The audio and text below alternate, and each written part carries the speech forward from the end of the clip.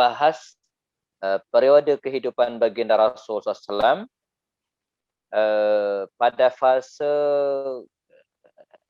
jelang remaja gitu ya. Jadi pada usia 6 ya sampai sekitar 12 tahun ya.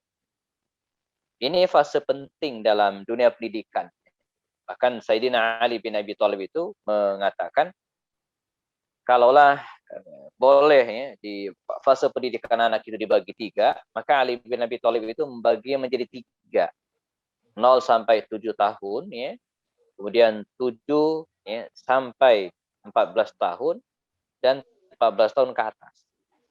Ini fase ya. 0 sampai 7 ini mungkin masuk usia balita ya, usia di bawah 5 tahun atau sekitar itulah ya. Qabla sinnil bulugh ya, sebelum usia qabla sinnit tamyiz ya, sebelum usia tamyiz ya. 0 sampai 6 atau 7 tahun di mana anak masih betul-betul butuh pendampingan ya dari kedua orang tuanya karena mereka belum bisa membedakan kanan kiri atas bawah nenek kakek ya. Dia berharap 6 sampai 7 tahun ke atas ya. 6 atau 7 tahun sampai usia 14 tahun. Ini usia yang menentukan ya, sebab dalam dunia pendidikan sampaikan oleh Sayyidina Ali bin Abi Thalib tadi, ini fase di mana kita harus memperlakukan anak yang begitu ketat, begitu disiplin ya. Dan bagi orang tua fase ini adalah fase di mana dia harus bisa mengendalikan anaknya. Ya. Kalau 0 sampai 7 tahun itu kan anak yang orang tua yang nurutin kemauan anaknya gitu ya. Tapi kalau sudah 6 atau 7 tahun ke atas itu enggak. Ya, sudah orang tua yang kemudian harus bisa mendrive ya, anak.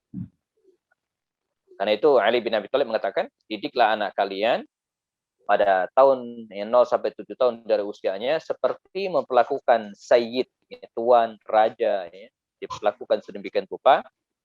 Nah, 6 atau 7 tahun ke atas sampai usia 14 tahun, ya, pada periode 7 tahun kedua, didiklah mereka, kata Ali bin Abi Thalib, seperti kalian memperlakukan tentara gitu ya. Jadi disiplin ya, ketat ya. Dan pada fase inilah eksplorasi di mana seorang anak itu mengeksplorasi kemampuan-kemampuan ya. Nanti baru ya 7 tahun ketiga ya 14 tahun ke atas, didiklah anak-anak kalian, kata Ali bin Abi Thalib, seperti kalian memperlakukan teman. Jadi sudah beda lagi. Nah, bahasan kita pada sore hari ini, jamaah rahimakumullah, kita akan bahas fase kehidupan Nabi pada fase 6 tahun sampai 12 atau 13 tahun. Ini fase di mana baginda Rasulullah berada dalam asuhan 3 orang. Nah, ini menarik. Tiga orang yang sangat penting dalam kehidupan. Ini yang utama ya. Nanti ada yang lain misalnya Ummu Aiman dan seterusnya. Nanti kita ceritakan ya. Nah, fase di mana Nabi berada dalam 3 asuhan orang yang berbeda. Ya. Pertama, asuhan ibundanya Aminah. Ya. Yang kedua adalah asuhan kakeknya Abdul Muttalib. Dan yang ketiga adalah asuhan sang paman ya, Abu Talib. Ini fase kehidupan Nabi. Dan fase inilah yang oleh para ulama disebut sebagai fase tarbiyah, ya, fase penyiapan pendidikan bagi seorang Nabi. Ya. Jadi jauh sebelum Muhammad sallallahu alaihi wasallam itu diangkat Allah menjadi nabi pada usia 40 tahun ya, Allah sudah mengkondisikan ya cikal bakal nabi ini ya dengan membentuk apa yang disebut dengan ekosistem dirinya. Ya, jadi dalam dunia pendidikan itu sebenarnya ada yang disebut dengan ekosistem. Ya, jadi orang-orang yang berada di sekitarnya itu akan pengaruhi mereka. Itu akan pengaruhi mereka, lingkungan ya. Nah, baik.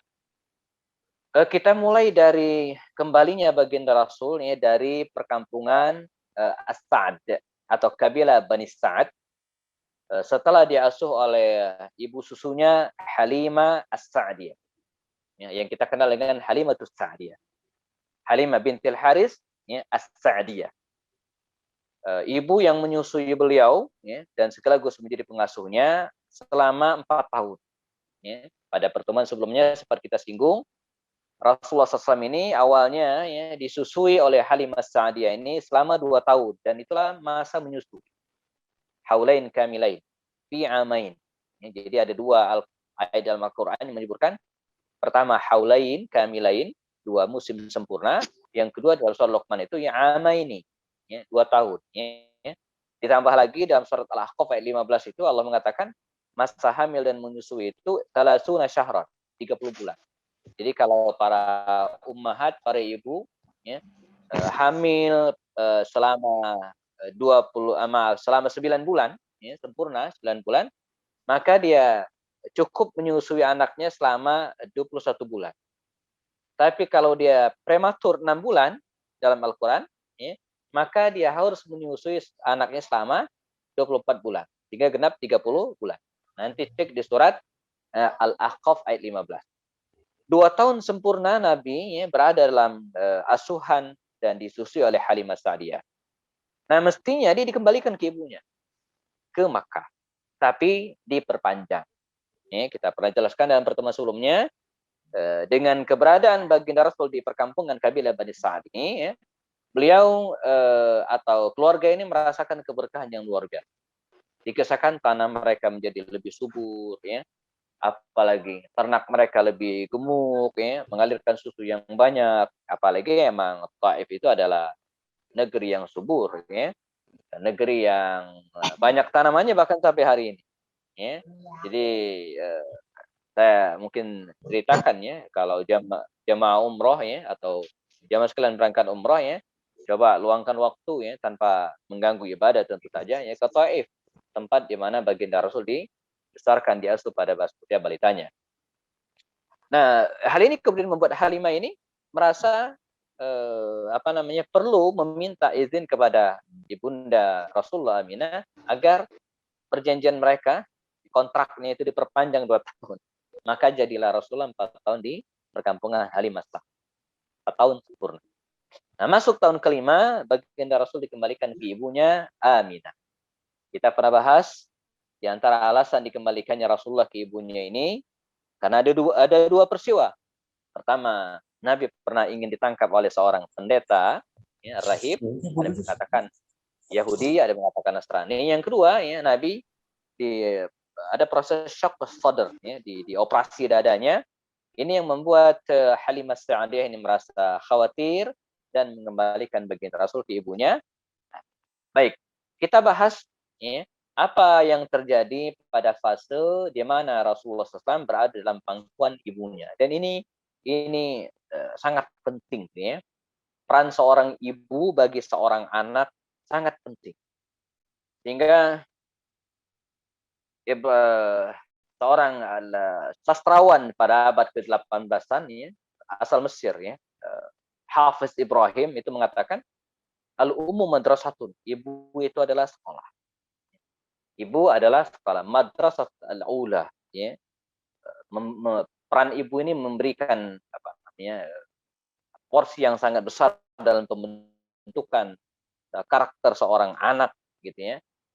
Kalau kita belajar sejarah hidup para ulama ya, misalnya sebut Imam Malik ya rahimahullah, atau Imam Asy-Syafi'i, atau Imam Imam Ahmad bin Hanbal, bahkan 4 ulama imam mazhab, mereka menjadi tokoh seperti itu, jamaah, tidak bisa dilepaskan dari peran seorang ibu. Imam Asy-Syafi'i itu lahir dalam keadaan yatim. Siapa yang membesarkan beliau? Ibunya.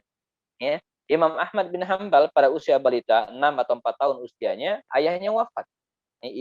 Ayah dari Imam Ahmad bin Hanbal itu ya meninggal ketika Imam Ahmad bin Hanbal belum usia tamis, belum 7 tahun. Ada yang mengatakan 6 tahun usianya, ada yang mengatakan 4 tahun. Ya. Imam Malik juga demikian, jemaah. Imam Malik itu concern sekali dengan anaknya. Ya. Malik bin Anas. Ya. Jadi sehingga Imam Abu Hanifah juga tidak bisa nggak usah dibahas, pasti ya. Sehingga 4 ulama mazhab, 4 ulama imam mazhab ini tumbuh sedemikian rupa dan menjadi ikon ilmu pengetahuan, itu tidak bisa dilepaskan dari peran seorang. Nah, baginda Rasul juga demikian ya, pada usia 6 tahun sampai 8 tahun, 2 tahun namanya baginda Rasulnya hidup dalam pangkuan ibunya, dididik oleh ibunya, dan pada fase ini jamaah ada seorang wanita yang tidak bisa dilepaskan dari kehidupan baginda Rasul Islam yang juga menjadi ibu bagi beliau. Ibu yang mendidik Nabi lebih dari bagaimana dia mendidik anak kandungnya sendiri. Yaitu seorang wanita yang merupakan warisan dari ayahnya, statusnya emang budak. Tapi ini wanita luar biasa. Seorang wanita yang namanya Barokah bintu Sa'labah. Barokah bintu Sa'labah. Yang belakangan namanya ini dikenal dengan Ummu Aiman. Ya. Jadi kalau saya sebutkan nama Barokah bintu Sa'labah, barangkali banyak yang masih mikir gitu ya, siapa dia. Tapi kalau Ummu Aiman, saya tidak kenal. Jadi belakangan Ummu Aiman ini ya menikah dengan Zaid bin Harithah, ya, Zaid bin Harithah yang merupakan sempat menjadi anak angkat Rasulullah, dan lahirlah anak yang namanya Usama, Usama bin Zaid. Ini juga tokoh muda yang terkenal yang menjadi panglima yang diangkat oleh Rasulullah. Ya. Nah, ini wanita di samping ibunda baginda Rasul Aminah yang juga berjasa bagi baginda Rasulullah, Ummu Aiman. Sehingga dalam riwayat Nabi itu menyebut Ummu Aiman ini dengan sebutan hiya, kata beliau ya, ummi ba'da ummi. Hiya ummi ba'da ummi. Dia adalah ibuku setelah ibuku, ibu keduaku. Ini penting gitu ya.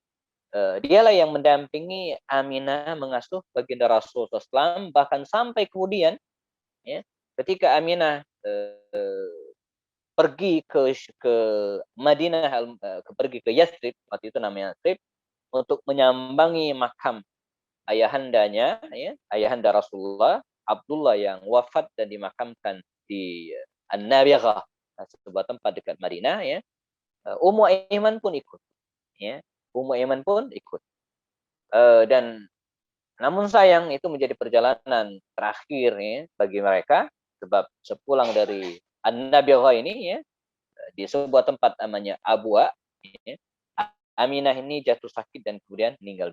Persis ketika usia Nabi masuk pada usia 6 tahun. Ya. Dan ini pelajaran yang luar biasa bagi kita tentang makna sebuah ujian bagi para nabi. Ya. Jamaah bayangin ya, pada usia 6 tahun ya, baginda Rasul itu sudah kehilangan ayahnya. Ayahnya meninggal ketika belum lahir. Ya, alam yajid kayatiman fa'awa ya, kita kenal ayat. Lalu kemudian pada 6 tahun usia Rasulullah, ibunya meninggal. Jadi pada usia 6 tahun ya, baginda Rasul itu sudah kehilangan ayahnya, sudah kehilangan ibunya, dan menjadi istilah kita hari ini menjadi yatim piatu. Ya, ujian dahsyat. Makanya ketika ditanya, baginda Rasul itu pernah ditanya, ya Rasulullah, wahai Rasulullah, man asyaddu bala'an? Siapa yang paling luar biasa ujiannya? Paling luar biasa ujiannya.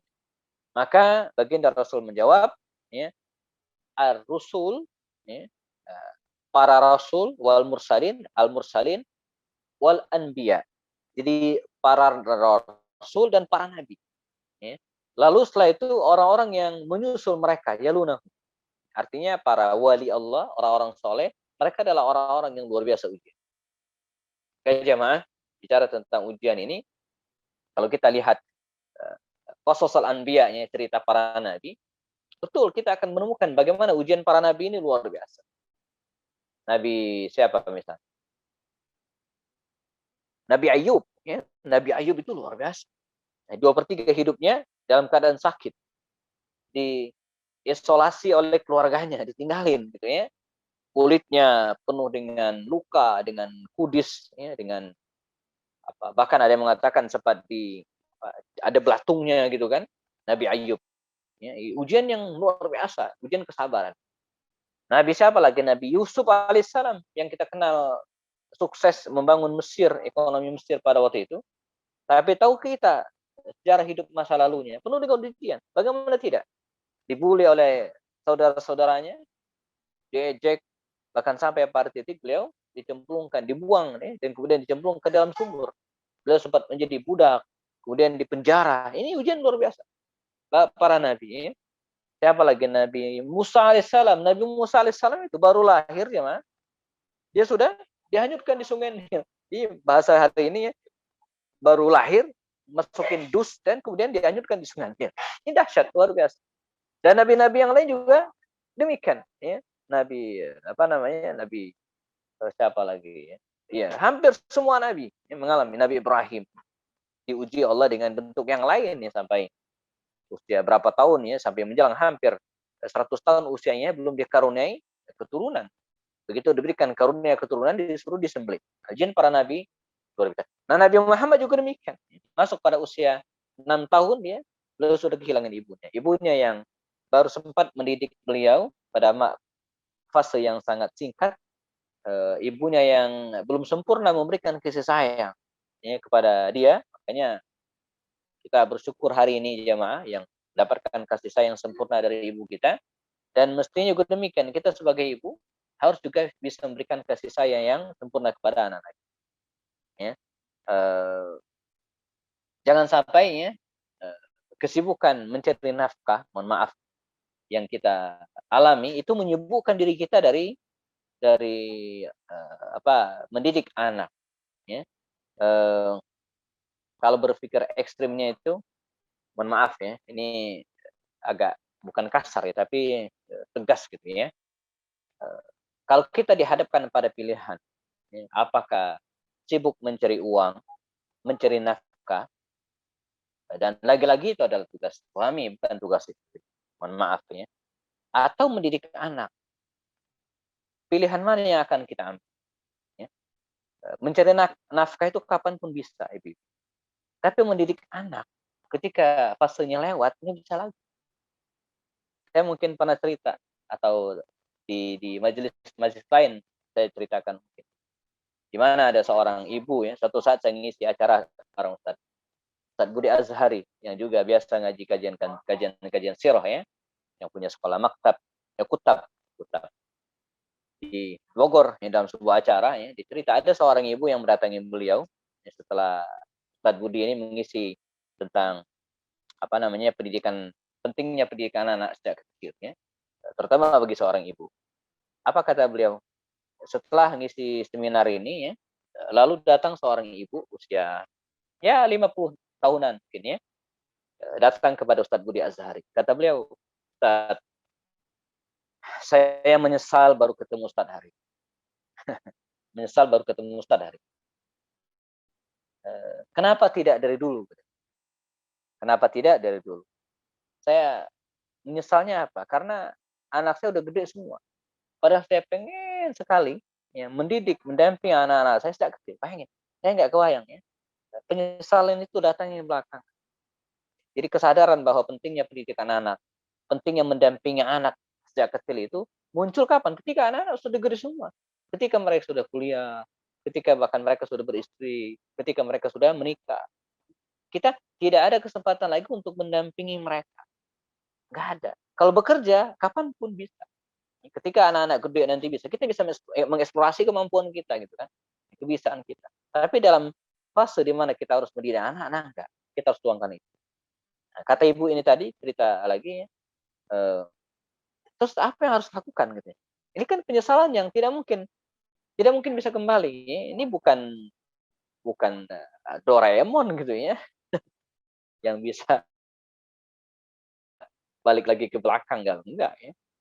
Kata Ustadz Budi Azhari bercanda, kata dia, ibu, ya, nanti ya, ibu pulang ke rumah, bisikan ke telinga suami dan suruh nikah lagi. Suami ibu nikah kan, nanti punya anak kan, kan anak ibu juga, maka didiklah dari kecil. Ini candaan ya, dan saya yakin tidak sulit akan diterima solusi ini. Tapi poin bagi kita bahwa belajar dari Rasulullah, dan ini pelajaran bagi kita semua, bahwa peran seorang ibu itu dalam pendidikan anak itu. Kalaulah baginda Rasul kehilangan dan sempat 2 tahun saja, 2 tahun, inilah pelajaran berharga bagi kita. Kita ujian bagi para nabi dan pelajaran bagi kita. Maksud saya kita jangan juga 2 tahun enggak gitu kan. Nabi itu ujiannya di situ. Ujian bagi nabi di situ ya. Kehilangan ibunya pada usia belum masih kecil. Ini poin pertama. Nabi di bawah asuhan ibunya yang hanya sempat mendidik beliau selama 2 tahun. Ya, bagi kita tidak. Ya, peran seorang ibu itu penting. Dari awal dia harus mendampingi anak-anak. Ini masa pandemi barangkali menjadi sisi positif bagi kita, khususnya para ibu, untuk selalu dekat. Ya, banyak dekat kepada anak dan anak-anak itu butuh lamasat, dia butuh sentuhan, dia butuh pendampingan secara fisik, ya, bukan hanya secara materi. Baik, wafatnya sang bunda, akhirnya baginda Rasul diasuh oleh kakek yang sangat mencintai beliau, Abdul Muttalib. Ya, ini tokoh. Ya. Dulu ayahnya Hashim merupakan tokoh Quraisy. Ketika Hashim wafat, ya, lalu kemudian jatuhlah ketokohan itu kepada Abdul Muttalib yang nama aslinya adalah Syaibah. Nah, banyak riwayat menyebutkan bagaimana Abdul Muttalib ini, jamaah memperlakukan ya, sosok baginda Rasul ini dengan penuh kasih sayang. Ya. Dengan arti apa? Memberikan semua kebutuhan cucunya, mendidiknya. Pendidikan apa yang beliau dapatkan? Misalnya mendidik cucunya ini ya menjadi orang yang berani, ya, paling tidak berani bertemu dengan banyak orang. Ya, maka dikisahkan ya Rasulullah SAW itu sering sekali diajak oleh kakeknya ini apa untuk ketemu dengan orang banyak dalam pertemuan di Darun Nadwah itu ya. Nabi kecil ini 6 sampai 8 tahun usianya ini dibawa ya dan kemudian dibentangkan sorbannya dan Nabi disuruh duduk di situ. Nabi disuruh duduk di sampingnya dan kemudian saya perkenalkan ini cucuku. Jadi kebayang oleh kita jemaah, Rasul SAW itu jauh sebelum menjadi nabi, jauh sebelum diangkat oleh Allah SWT menjadi rasul, beliau itu sudah terkenal. Karena sering dibawa oleh ayah, oleh kakinya kemana-mana gitu kan, dan diperkenalkan satu. Ya. Yang kedua, jauh sebelum jadi nabi dan ini juga bagian dari tarbiyah, bagian dari pendidikan, nabi sudah terbiasa ketemu dengan banyak orang, sudah biasa berkomunikasi dengan banyak orang, ya, sudah biasa bersosialisasi dengan ya berbagai kalangan, karena dia diajak oleh kakek Abdul Muttalib, ya. Dan lalu pelajaran apa yang bisa kita ambil dari fase ini? Bahwa seorang anak harus diperkenalkan dengan dunia luarnya. Jangan hanya gadget. Ini PR kita emang. Saya suka sampaikan ya, handphone itu adalah alat komunikasi. Alat komunikasi. Alat litisal ya. Tapi kadang justru dia menghambat perkembangan komunikasi. Apa maksudnya? Pada banyak anak-anak kita hari ini ya, mereka punya 5.000 friends di Facebook atau mungkin sekarang zamannya bukan lagi Facebook kalau anak-anak, Instagram ya, punya ribuan follower gitu kan. Tapi fakta dalam kehidupan sehari-hari berapa temannya mereka miliki? Dan suka sampaikan teman sejati, teman yang sebenarnya itu bukan teman di media sosial, ya, bukan di Instagram, ya, enggak. Tapi teman sebenarnya itu adalah teman dalam dunia nyata, bukan dalam teman dunia maya. Tanpa menafikan itu ya, tapi yang paling penting juga adalah pertemanan gitu kan, pergaulan, muamalah dalam keseharian, gitu kan. Bertemu dengan banyak orang, berkomunikasi dengan siapapun. PR kita hari ini misalnya bagaimana di ruangan misalnya, di situ ada ibunya, di situ ada anaknya, ada neneknya mungkin ya. Tapi tidak ada obrolan. Mengapa? Karena semua asik dengan handphonenya masing-masing. Ini kondisi kita hari ini ya. Dan ini kondisi anak-anak kita hari ini. Bahkan tidak sedikit anak yang minta uang, minta apa kepada ayahnya lewat WA. Padahal ayahnya ada di sampingnya. Nah, ini masalah. ini masalah ya. Kita temukan banyak anak-anak yang sedih ya karena follower Instagramnya betapa banyak anak-anak yang senang luar biasa hari ini. Mengapa? Karena postingannya di-like oleh banyak orang, gitu kan. Padahal kita nggak tahu siapa yang like. Nah ini. Belajar Rasulullah SAW, beliau diasuh oleh kakeknya dan diperkenalkan dengan dunia luar. Maka saya suka sampaikan kepada anak-anak itu kalau main ya, main olahraga, kalau berolahraga itu dengan bil jawarih, dengan tubuh. Ini main sepak bola itu nendangnya dengan kaki. Jangan nendangnya dengan jempol. Gol, enggak. Itu bukan olahraga gitu ya. main sepak bola dengan kaki. Main apa lagi? Iya ya. Jadi ini hikmah. Ya. Hikmah bagaimana baginda Rasulullah SAW itu diasuh oleh kakeknya dan diperkenalkan dengan dunia luar. Sampai akhirnya jazakumullah berlalulah fase 2 tahun, masuk pada usia 8 tahun kehidupan baginda Rasulullah SAW, beliau ya kehilangan sang kakek. Ya. Kakek ya wafat, meninggal dunia karena memang sudah tua ya waktu itu. Nah, lalu siapakah yang mengasuh beliau? Dan ini juga penjelasan bagaimana ujian dari Allah luar biasa. Pada usia 8 tahun beliau sudah kehilangan orang-orang yang beliau cintai. Kakek, ayahnya tidak ada, ibunya wafat, lalu kemudian kakek itu meninggal dunia. Beliau betul-betul hidup sebatang kara dan hanya bersama dengan paman-paman.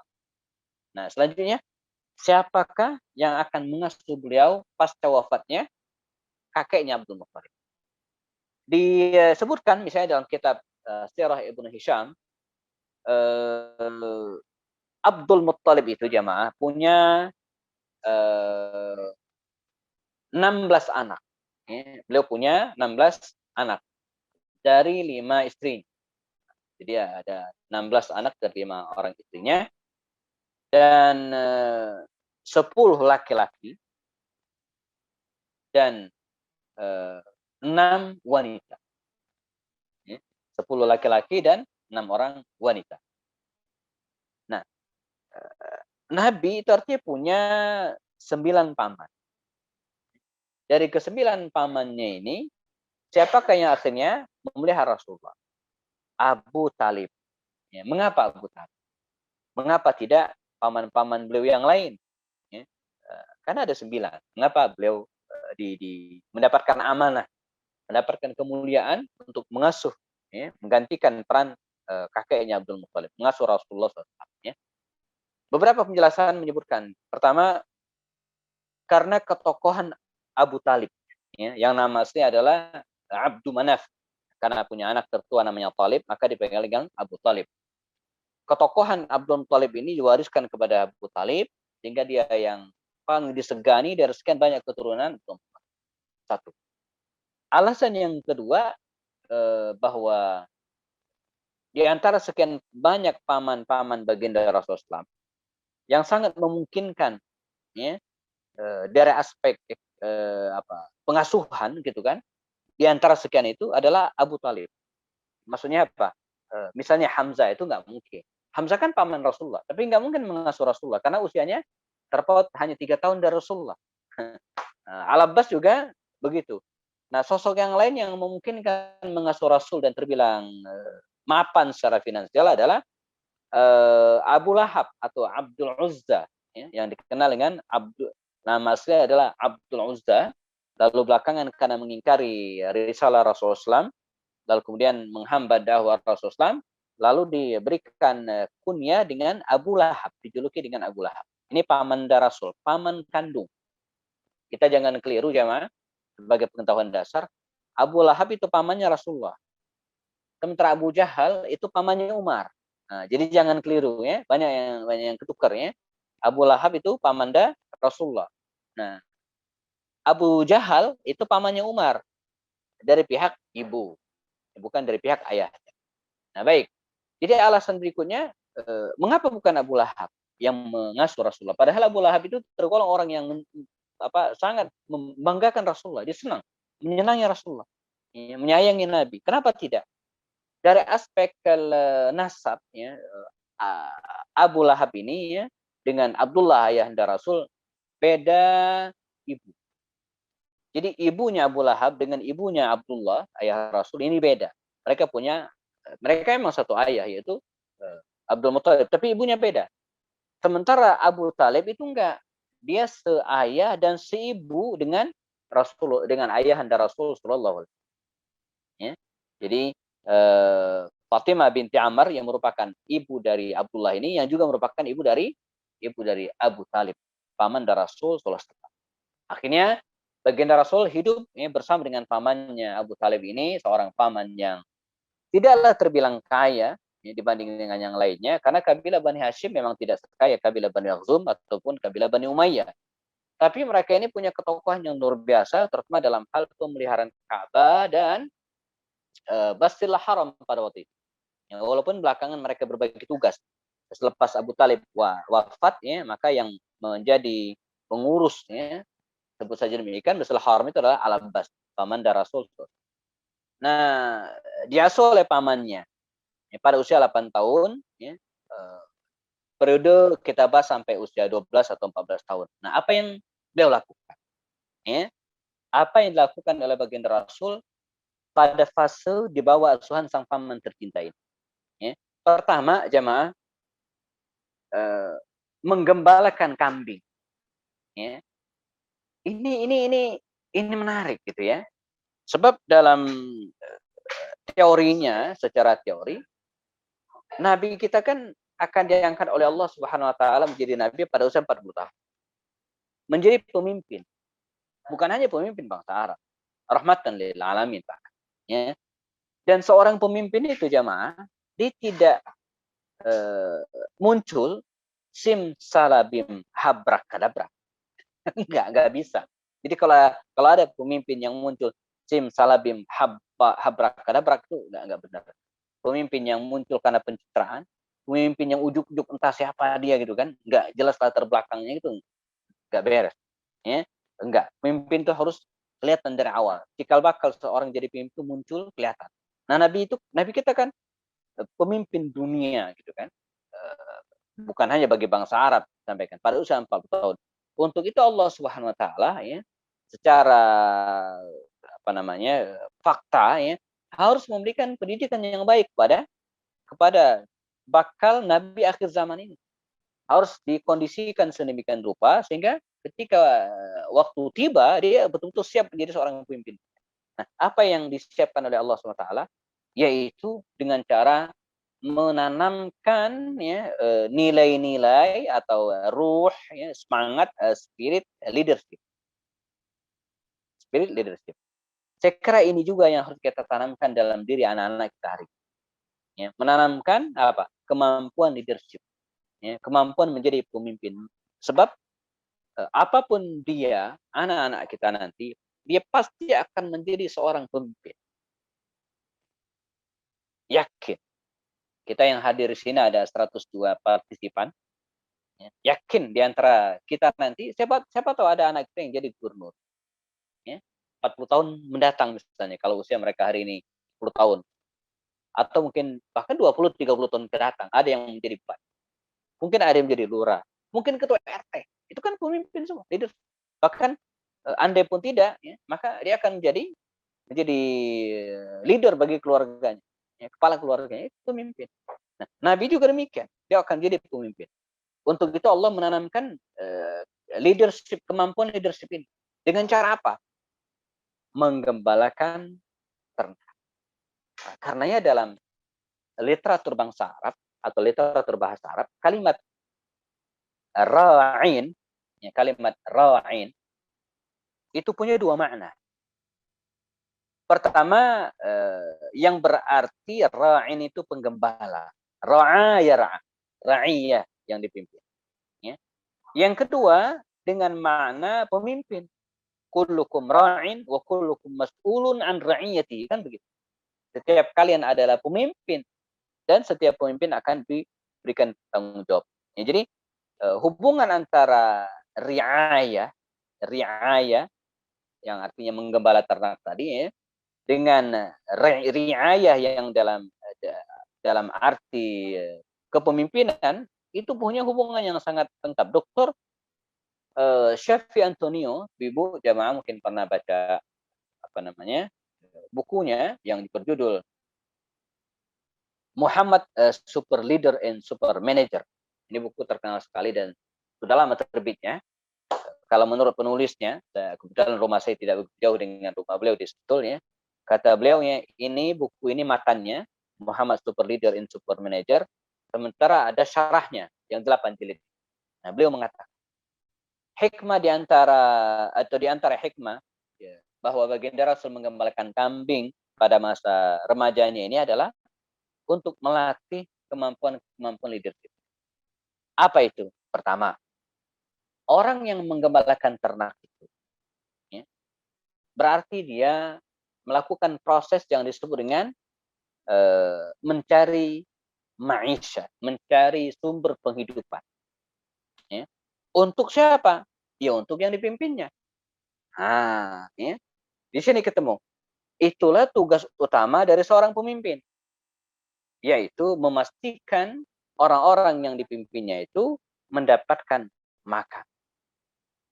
Dia bertanggung jawab terhadap orang-orang yang dipimpinnya, ra'iyah, nih bahasa Indonesia ya, rakyat terhadap ra'iyahnya, terhadap rakyatnya, dan memastikan mereka tidak kelaparan. Maka kalau Anda seorang presiden, pastikan rakyat Indonesia enggak ada yang kelaparan. Kalau Anda seorang gubernur, pastikan provinsi yang Anda pimpin tidak ada yang kelaparan. Kalau Anda seorang misalnya wali kota atau seorang lurah, bahkan ketua RT RW misalnya, pastikan apalagi di masa pandemi ini ya, tidak ada yang kelaparan. Termasuk juga ketika Anda sebagai kepala keluarga, pertanggungjawaban yang pertama kali adalah pastikan keluarga Anda tidak kelaparan. Istri, anak itu menjadi tanggung jawab. Nah, ini filosofi pertama dari tarbiyat fi ar-ri'ayatul ghanam. Ya. Spirit pendidikan ketika kita menggembalakan ternak. Dan itu yang dilakukan kan, kalau kita diamanai untuk menggembalakan ternak, yang kita lakukan apa? Membawa hewan ternak ini, ya, gembalaan kita ini ke tempat yang memungkinkan dia mendapatkan makan kan itu. Yang kedua, filosofinya apa? Mengatur. Jadi seorang pemimpin itu tugasnya mengatur. Persis seperti penggembala tadi mengatur ternaknya. Ya, dan sekaligus pada saat yang sama dia juga harus bertanggung jawab. Ya kan? Dia tanggung jawab. Jangan sampai misalnya bawa ternaknya 50 misalnya ya, dibawa ke padang rumput misalnya kalau di Indonesia ya, dibawa. Pulang-pulang tinggal 40. Kan ini enggak bertanggung jawab. Jadi filosofi kedua dari kepemimpinan, belajar dari proses gembalaan hewan ini adalah bertanggung jawab terhadap yang dipimpinnya, bukan hanya aspek makanan, tapi yang lain. Bahkan Sayyidina Umar bin Khattab radhiyallahu anhu itu jemaah pernah mengatakan kepada Ali bin Abi Thalib, saya khawatir, kata Umar bin Khattab, di akhirat nanti ditanya oleh Allah Subhanahu wa taala, ya, kenapa ada keledai yang terpleset jauh di Irak sana. Jadi Umar khawatir, ya, di akhirat nanti ditanya oleh Allah Subhanahu wa taala, kalau ada keledai yang terpleset, mengapa Umar tidak menyiapkan jalan? Coba kita renung. Pertama, keledai ini kan hewan yang paling rendah dalam tradisi bangsa Arab pada waktu. Dia bukan kuda, dia bukan unta, bukan hewan yang mahal harganya, enggak. Ya. Tapi keledai, hewan yang paling murah, biasanya digunakan untuk membawa barang. Ya. Yang kedua, Irak. Itu Madinah, Irak itu jauh. Jadi gambarnya bagaimana? Andai seekor keledai yang hina dina sekalipun, begitu jauh terpleset di Irak, diminta pertanggungjawabannya, apalagi lebih dari itu. Jadi Nabi jamaah dengan menggambarkan ternak ini dia diajarkan oleh Allah Subhanahu wa taala ya, karakter kemampuan ini, ruh semangat ini. Dan ini penting karena itu Umar bin Khattab lagi-lagi. Umar itu kan, atau sebelum kita ngomongin Umar, para nabi sendiri kan adalah penggembala. Dalam hadisnya Nabi mengatakan, ma ba'atsallahu nabiyyan illa ra'al ghanam. Tidaklah para nabi itu diutus kecuali mereka menggembalakan hewan, menggembalakan ternak. Wan ya Rasulullah, kata para sahabat, engkau ya Rasulullah? Naam, kata Rasul. Kuntu ar'aha ya, li ahli Makkah alal qara'id. Saya menggembalakan ternak untuk penduduk Makkah dan diberikan upah. Jadi ini belajar sebut dengan kemandirian. Ini pelajaran yang lain yang bisa kita dapat ya, dari kecil. Jadi dari kecil, dari remaja usia 8 tahun, Nabi itu sudah dididik oleh pamannya, dikondisikan oleh Allah SWT untuk menjadi anak-anak yang mandiri dengan cara mencari penghasilan sendiri. Karenanya bahkan dalam bukunya Cash Flow Quadrant, ya, Robert T. Kiyosaki itu ketika dia membagi tahapan-tahapan pengusaha itu kan menjadi 4. Ya, ada disebut dengan employee, ada disebut dengan self-employed, dan ada disebut dengan businessman, dan ada disebut dengan investor. Ya. Nah, Nabi itu juga demikian. Ya. Nanti kita akan ngobrol bisnis setelah ini ya. Jauh sebelum menjadi pebisnis, Nabi itu pernah jadi karyawan ternyata. Menggembalakan ternak kan digaji. Jadi ini disebut dengan employed. Ya, tapi nggak lama. Enggak lama. Setelah itu beliau menggeluti dunia bisnis. Segera kita akan bahas. Ya. Kembali ke kisah Umar tadi. Umar itu dalam di masa mudanya dia bukan seorang pengusaha seperti Abu Bakar. Bukan pengusaha seperti Utsman. Bukan pengusaha seperti Abdurrahman bin Affan. Bukan. Umar itu pengembala ternak. Milik bapaknya yang punya banyak hewan ternak. Al-Khattab ayahanda Umar itu seorang yang punya banyak hewan ternak. Jadi Umar itu menghabiskan masa mudanya dengan mengembalakan ternak milik bapak. Apa yang kemudian terjadi? Dia memberikan kesaksian.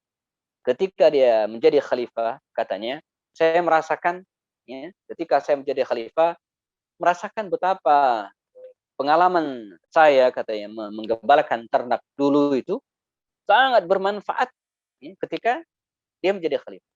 Sebab dengan menggembalakan ternak itu, kata dia, saya biasa mengatur hewan. Ketika menjadi khalifah, jadi terbiasa mengatur orang. Tingkat kesulitan mengatur hewan itu kan lebih sulit, lebih tinggi daripada mengatur orang. Jadi kalau mengatur hewan aja bisa, apalagi mengatur orang. Yang kedua, kata Umar bin Khattab, dia juga terbiasa mengetahui karakter masing-masing orang. Si fulan begini, si fulan begini. Sebagaimana saya dulu, kata Umar, ya, mengetahui karakter masing-masing hewan. Hewan itu ternyata mereka punya karakter sendiri-sendiri juga. Ada yang susah makan, gitu ya. Ada yang suka kabur, ada yang suka jahil, ada yang gampang sakit. Nah, Umar juga, ya, punya pengalaman yang sama, dan ketika dia menjadi khalifah itu akan terbantu sekali bagi Umar bin Khattab radhiyallahu anhu. Nah, ini yang dilakukan Nabi pada fase ketika beliau membersamai paman. Nah, yang kedua, selain mengembalakan ternak, yang masuk pada usia jelang 12 tahun, kita masuk pada pembahasan akhirnya, Nabi mulai mengasah kemampuan entrepreneurship. Nah, sebagai informasi bahwa bangsa Arab, khususnya yang tinggal di Mekah, sebagian besar memang pengusaha. Mereka adalah para pedagang. Ya, mungkin 80% dari mereka adalah para pedagang. Mengapa demikian? Karena di antara sumber penghidupan yang paling mungkin mereka dapatkan ketika tinggal di Makkah itu adalah menjadi pengusaha. Ya. Makkah itu kan tanah gersang, sedikit tumbuhan dan tidak banyak air, gitu ya. Bukan negara agraris atau kelautan seperti kita. Ya. Sehingga kehidupan bangsa Arab yang utama mereka berdagang. Apalagi Makkah itu selalu ramai. Dengan keberadaan Ka'bah, dengan keberadaan air Zam-Zam, para musafir kafilah dagang, baik yang dari Yaman menuju ke Syam atau dari Syam ke Yaman dan sebaliknya, ya. Kalau lewat Mekah mereka mesti mampir. Dan terbentuklah komunitas masyarakat, mereka janjian ketemu di situ, ya, maka ada sebut dengan pasar Uqal, ya. Pasar Uqal yang ada di Mekah arah ke Taif itu, ini menjadi pusat keramaian. Nah, ini yang kemudian membuat bangsa Arab, khususnya penduduk Mekah itu, ya, lebih banyak, ya, berbisnis, ya, daripada profesi yang lain. Ada yang misalnya bertani di daerah Taif, bukan di Mekah. Ada juga yang berternak seperti ayahandanya Omar. Tapi mayoritas yang lain itu sebagai pengusaha. Nabi hidup dalam komunitas. Ya. Karena itu tidak heran ketika masuk usia 12 tahun, dia diajak oleh paman-pamannya ini untuk berbisnis. Kemana? Jalur bisnis waktu itu dua. Sebagaimana diabadikan oleh Allah Subhanahu wa taala dalam surat Quraisy, li'ila fi Quraisyin ila fihim rihlatasy syita'i was-saif. Ya, bahwa bangsa Quraisy itu punya dua perjalanan bisnis. Rihlatasy syita, ya, musim syita, musim dingin, mereka bisnisnya turun ke Yaman. Wa rihlatas saif, musim panas, mereka bisnis naik ke atas ke Syam. Nabi melakoni dua musim bisnis. Ya. Bahkan, ya, Syam. Syam itu jemaah sebagai gambarannya, jarak Madinah menuju ke Damaskus saja itu 40 hari 40 malam perjalanan. Kalau kita lanjutkan ke Mekah, Damaskus itu bisa 60 hari perjalanan, 2 bulan, jauh. Saya pernah ukur, ya, jarak dari Mekah menuju ke Damaskus, menuju ke pusat Syam bagian utara, itu sama dengan dari Bogor menuju ke Aceh. Kalau perjalanan lurus. Panjangnya luar biasa. Nah, inilah rute perjalanan bisnis Rasulullah pada usia remaja. Walaupun, ya, pada usia 12 tahun itu dia sempat dibawa oleh pamannya, ya, ketemu dengan seorang rahib, seorang pendeta ya, Buhairah, demikian dia riwayatkan. Ini kisah terkenal sekali ya, ketika Nabi sempat bersama dengan para pamannya, bersama dengan kafilah dagang Quraisy menuju ke Syam, tiba di suatu tempat, kira-kira hari ini namanya Yordania, begitu kira-kira, ini berhenti, dan mereka melewati tempat ibadah Buhairah ini, pendeta Nasrani ini tadinya, dia melihat dalam kafilah tersebut ada hal yang aneh. Ada tanda-tanda kenabian yang dibaca selama ini. Ada awan yang menaungi mereka dan apa namanya, tanda-tanda lainnya. Maka dikisahkan dia mengundang kafilah dagang, di dalamnya ada Abu Talib ini, untuk diundang, dijamu, istirahat, makan di tempat dia, ya, di tempat apa ya, tempat ibadahnya lah, di kediamannya. Nah, namun ternyata ketika mereka sudah diundang, dia tidak menemukan apapun di peserta tersebut. Kata dia kepada Abu Talib, apa namanya, sudah kesini semua? Sudah. Oh enggak, masih ada yang tertinggal di sono. Artinya di tempat mereka istirahat. Enggak, paling ponakan saya katanya. Anak saya katanya. Anak saya? Enggak. Dia bukan anak, dia yatim. Nah, dan ternyata dibawa, ketemulah Buhairah dengan Rasulullah kecil, dan kemudian dia mengatakan bahwa anak ini akan menjadi al-mau'ud, ya, nabi akhir zaman yang dijanjikan, dan karenanya Abu Talib diperintahkan untuk menjaga Rasulullah SAW. Nah, sisanya anakumullah, baginda Rasul terus berbisnis ya, sampai nanti ketemu dengan Khadijah radhiyallahu anha. Pada usia 25 tahun dia menikah dengan Khadijah.